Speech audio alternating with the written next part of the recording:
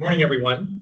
My name is Scott Livingstone. I'm the president of the Saskatchewan College of Pharmacy Professionals, and welcome to the 115th Annual General Meeting. To that, I'd like to call the meeting to order at 11 a.m., June 15th, 2026. I'd like to start with our land acknowledgement. We acknowledge that the land in which we live, work, and gather is Treaty 2, 4, 5, 6, 8, and 10 territory, the traditional land of the Cree, Dakota, Lakota, Dene, Nakota, Saulteaux, and homeland of the Métis Nation. Just to remind folks on meeting procedure logistics, everyone will be on mute, and because of the virtual format of the AGM. So those wishing to make a motion are asked to do so using the chat function and identify yourself. Those members that oppose a motion may respond in the chat function, otherwise the motion will be carried. Just to remind folks that only practicing and non-practicing members have the right to vote. This is our agenda for the meeting today. We'll be moving through it over the next 30 minutes or so. And with that, I'm going to introduce SCPP council members. So we have myself, Scott Livingstone, president, Tanya Schroeder, past president, Lindsay Mildenberger, president-elect, our honorary treasurer and urban pharmacist, Jocelyn Park, urban pharmacist Sarah Kazusko, hospital pharmacist Karen McDermott, community pharmacy technician Darsh Bradlap, designate ex officio Charity Evans, and our public members Gary Hamblin and Denise Gettle, and finally our senior stick Miriam Tanko. With that, I'd like to move into the first motion for the meeting, and that is the adoption of the 114th Annual General Meeting minutes. So the meeting of the 114th Annual General Meeting of the College of Pharmacy Professionals was held on Friday, June 6, 2025 via Teams. The motion is that we adopt as presented and publish those in 2025 annual report. Do I have a motion? Darren, is there a motion? We have Stephen Carey moving. Second. And Arlene Kuntz seconding. Thank you. That's carried. So the next part of our agenda is I'm going to talk about council appointments and other elections. The following members were appointed to council. All three individuals were appointed with the term starting July 1st, 2026, and that is Danielle Bouet, our rural and remote pharmacist, Rachel Morgan, an urban pharmacist, and Kim Ferguson as our hospital pharmacy technician.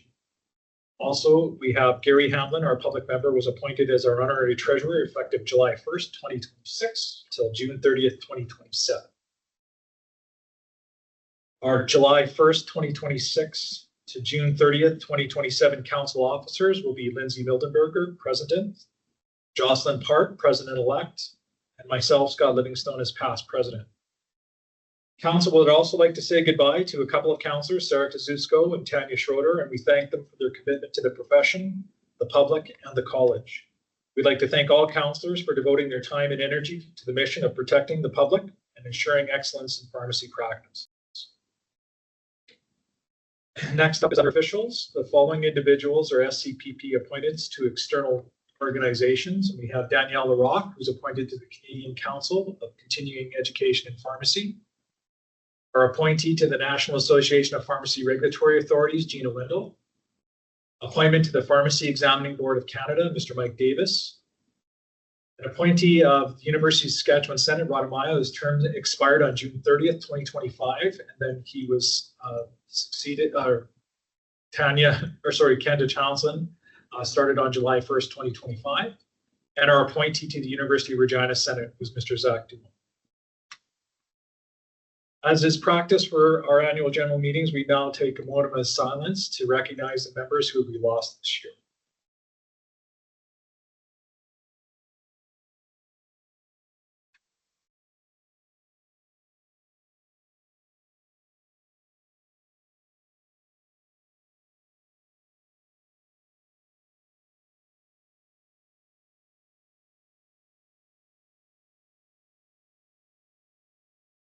Okay, thank you. We'll now move on to the reports. First report is the President's report. So please refer to page 4 of the annual report, the President's report. I ask the General Assembly if there are any questions arising from the President's report.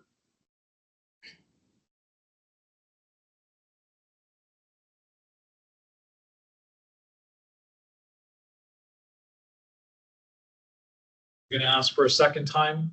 Is there any questions from the General Assembly for the President's report?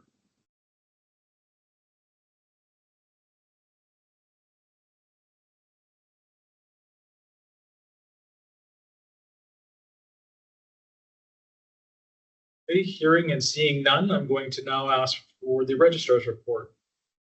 So I invite Gina Wendell to present the 2025 SCPP Registrar's report. Gina? Thank you, Scott. Please refer to page 6 of the annual report, and I will ask the General Assembly if there are any questions regarding the Registrar's report.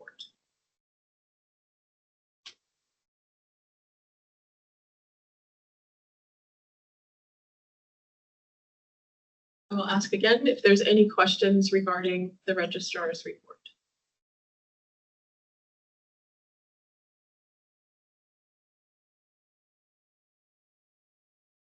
Seeing none, thank you very much, and I will turn the floor back over to you, President Lipp. Thank you, Gina. Our next report is the financial report. Today we have one of our auditors, Tennille Wild from Virtuous Group, with us to assist in any questions that may arise. We also have our Director of Corporate Services and Chief Financial Officer, Darren Cranfield, joining us today to present the 2025 audited financial statements. Go ahead, Darren. All right, thank you, Scott. I'll now provide an overview of the 2025 audited financial statements that begin on page 38 of the annual report. So first, we'll look at the statement of financial position on page 39. So assets showed an increase of $388,000 or 7.5% in 2025. This difference is primarily due to a net increase in the value of our investments and increased prepaid expenses and cash balances at year end. Liabilities were $93,000 or 2.6% lower in 2025, mainly due to a decrease in accounts payable and accrued liabilities at year end. And the unrestricted fund balance increased by $579,000 or 71% compared to 2024. And this was almost entirely due to the realized gain on the sale of a tangible capital asset, a one-time occurrence. Now proceeding to the statement of operations on page 40. Revenue was up by $996,000 in 2025, mainly due to recognition of the gain on the sale of a tangible capital asset and higher permit and license revenue. And still on page 40, expense was $485,000 higher compared to 2024. And this was mainly due to the salary, pension, and benefit expense related to onboarding of new employees in 2025. And 2025 also represented the first full year of salaries and benefits for employees onboarded in 2024. And there were also lower equipment and maintenance costs and lower building operating costs. So overall, we're recording a net gain of $481,804 for 2025. Excluding the non-recurring gain from the sale of a tangible capital asset would result in a net loss of $91,422. And this is more reflective of the net result of our regular operations.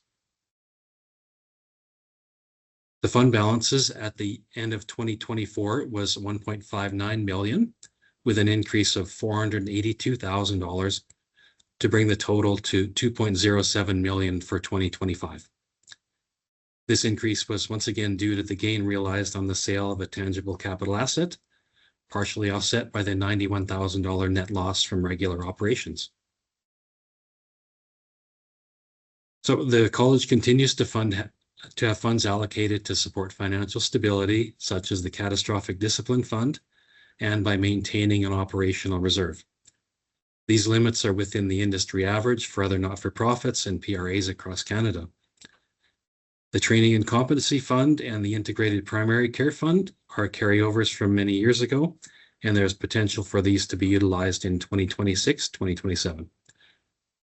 And a final note that the building fund assets of just under $16,000 were rolled into long-term investments in 2025. All right, I now welcome any questions or comments you may have on this part of the report.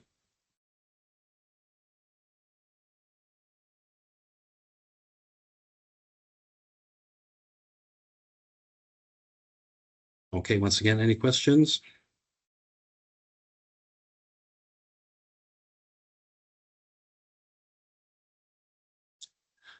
All right, thank you. I will turn the floor over back to you, President Livingstone. Thank you, Darren. That now brings us to 6.4 on our agenda. Consideration of the annual report is distributed to members. So I ask at this time if we have any general comments or questions regarding the 2025 SCPP annual report.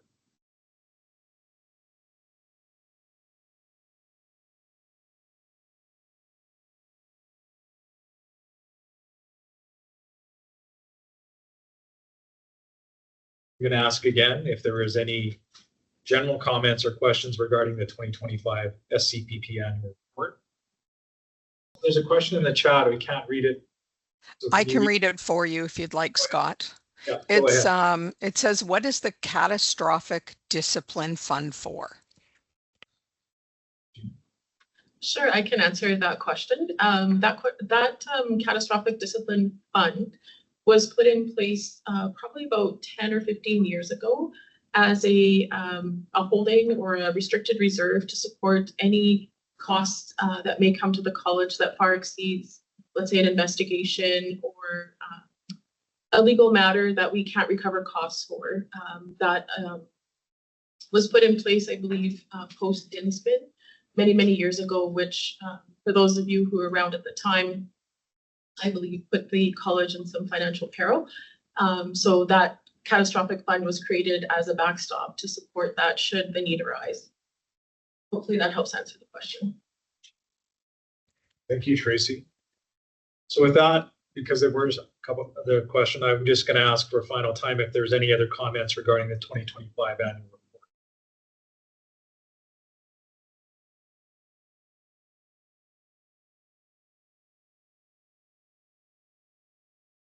Seeing none, we'll move on to new business. So at this time, I'm going to ask if there's any new business to be discussed for consideration by council to be brought back at the next scheduled annual general meeting.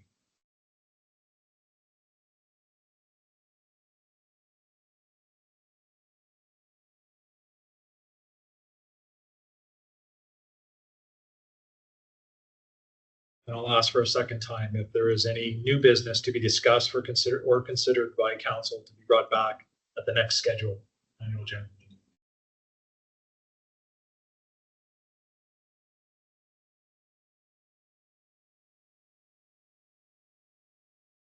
Okay. Hearing none, I will move on to the conclusion of our AGM. I now declare the 115th Saskatchewan College of Pharmacy Professionals annual general meeting to be adjourned. Next on the agenda is going to be recognition of our public and member volunteers. On the slide, you'll see a number of individuals who are receiving certificates of recognition for their service to SCPP Council and committees. We certainly thank these individuals for the time that they put in on our behalf. Without their support, it would be very difficult to move as many initiatives forward as we do. I'd like to make some final comments. And that is, on July 26, 2026, my term ends as president. It's been an honor for me to serve as president over the last year, and I'm proud of the many initiatives and progress that we've made. I'd like to thank both council and college staff and leadership for their hard work, guidance, and support over the last year. The college continues to be on the right path, supporting and enabling the highest levels of care for Saskatchewan residents and ensuring that safety is at the forefront of our decisions. I'm confident that the college will continue its leadership in the sector, and I look forward to working with our new president and council to continue the implementation of SCPP strategic priorities and working towards a right touch regulatory environment that supports the advancement of safe, accessible, and integrated healthcare services in Saskatchewan. We will now be heading into the presidential installation component of our program, and I'm going to turn it over to Gina. Great, thank you, Scott. Lindsay Mildenberger, having been duly elected as president of the Saskatchewan College of Pharmacy Professionals for the 2026-2027 professional year commencing on July 1st, 2026. In this capacity, it has been and will continue to be your duty to preside in council, to sign all certificates, diplomas, and other instruments or documents executed on behalf of the college, to present a report to the annual meeting of the college, and to be ex officio a member of all committees. It will be your further duty to conduct the affairs of this college so that its members may have pride in the profession, and the citizens of this province will recognize that they have been professionally served by those whom your office will represent. I ask then, do you agree to accept this office to serve your college to the best of your ability? I do. I now declare you, Lindsay Mildenberger, installed as the president of the Saskatchewan College of Pharmacy Professionals. Thank you, Gina, and good morning, everyone. I am truly honored to accept the presidency of the Saskatchewan College of Pharmacy Professionals for the 2026-2027 year. When I graduated from the BSP program at the University of Saskatchewan in 2001, we could only do a fraction of what we can do today. While it feels just like yesterday that I was roaming the halls of Thorwaldsen, I have deeply appreciated the privilege of being a pharmacist for 25 years. Throughout my journey, I've had the opportunity to serve in many roles, including pharmacy student, frontline pharmacist, pharmacy manager, district manager, manager of advocacy, and pharmacy programs manager. Each role has shaped me professionally and personally. What makes me most proud to be a pharmacist is that no matter the role, patient care has always remained at the forefront. I'm honored to be a pharmacist, and at heart, I am a proud prairie girl. Many of us live by a guiding quote or principle. For me, it comes from Rudyard Kipling's Law of the Jungle. For the strength of the pack is the wolf, and the strength of the wolf is the pack.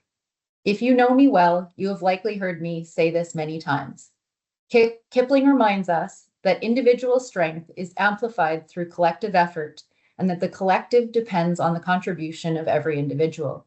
At its core, this message is about unity, teamwork, interdependence, and shared responsibility. That message has never been more relevant. Healthcare today faces unprecedented pressure. We are seeing rising demand driven by aging populations and chronic disease, persistent workforce shortages, burnout, and escalating costs that continue to outpace funding. At the same time, uneven access, fragmented care, and rapid technological change challenge our ability to deliver consistent, high quality, and equitable care. Pharmacy is deeply affected by these realities. Expanded scope of practice and growing clinical demands place pharmacists firmly on the front lines, filling care gaps amid physician shortages and increasing patient complexity. Workforce pressures such as pharmacist and pharmacy technician shortages across the province, reimbursement challenges, drug shortages, and administrative burden strain pharmacy teams, while expectations for safety, quality, and accountability continue to rise. Regulatory changes, new technologies, and evolving patient needs mean that continuous learning and system support are not optional, they are essential. This is where the strength of the pack matters most. Resilience does not come from individual endurance alone. It comes from working together as coordinated, connected teams. Pharmacists, technicians, assistants, managers, proprietors, regulators, and partners, each contributing their expertise and supporting one another. When responsibility, decision-making, and support are shared, pressure becomes more manageable. Burnout risk is reduced and patient care is safer and stronger. We need the strength of the pack more than ever, and every one of us has a role to play in the success of our profession. My time on council has been challenging, rewarding, and truly eye-opening. I am deeply grateful to my fellow councillors for their time, expertise, and unwavering commitment to public protection. I would like to acknowledge my fellow executive officers, Scott and Tanya, for their support and guidance. Your passion, insight, and candor have meant a great deal to me. Prior to joining council, I did not fully appreciate the depth of work and dedication required to regulate the profession of pharmacy. I wish to sincerely thank the outstanding operational team at Scpp, led so capably by our registrar, Gina Wendell. Your professionalism and dedication make this work possible every day. We are fortunate to practice within a mature regulatory framework supported by a college that is deeply committed to regulating the interests of public safety. The operational team works closely with government partners, the public, and members to ensure a thoughtful and balanced approach to regulation. Much of this work is guided by the 2025-2029 strategic plan. The plan responds directly to the pressures facing the profession while maintaining a clear focus on public safety and effective right-touch regulation. At its core, the plan reinforces that regulatory actions must be reasonable, practical, and proportionate to risk, and that collaboration with health partners and external partners is essential.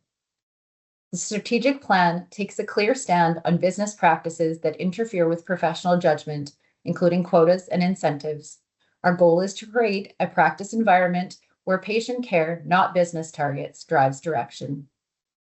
We're updating how we define a pharmacy, so regulation keeps pace with how care is delivered, safely, ethically, and where patients need it. Our competency assurance work is about helping pharmacists to keep growing as practice changes, with feedback, coaching, and a focus on what matters most for patient safety. We know regulation works best when it's understood and when feedback flows both ways. This plan focuses on listening as much as explaining. We're also doing the unglamorous but necessary work of improving systems so regulation is easier to navigate and better supports safe practice. The plan assumes that we do this work together through clear expectations, fair standards, and shared responsibility for safe care. Beyond the strategic goals, SCPP must remain responsive to emerging priorities. Scope of practice continues to evolve with new authorities to assess and prescribe for conditions such as pharyngitis and acute otitis media, expansion to advanced prescribing, updates to vaccine preventable diseases, ordering and interpreting lab values, and ongoing changes in regulatory requirements. The college is also needed to pivot in response to the government's announcement that pharmacy will be exempt from the Regulated Health Professions Act. While work related to RHPA continues across the health system, pharmacy will remain governed under its existing legislative framework. Interprofessional collaboration will continue to be essential as SCPP reviews bylaws and standards to ensure alignment with broader health system goals. I would like to close by saying how honored I am to serve as president of SCPP. I also want to sincerely thank Scott Livingstone for his leadership and dedication during his presidency. Your contributions have left a strong foundation on which we will continue to build. In my leadership roles, I have often turned to the Kipling quote as the guiding principle. I carry that same collaboration, support, and shared accountability into this new role with SCPP. Together, as a profession, as a regulator, and as a PAC, we are stronger. I look forward to the work ahead. Thank you. We have now reached the end of our agenda. Thank you for your attendance.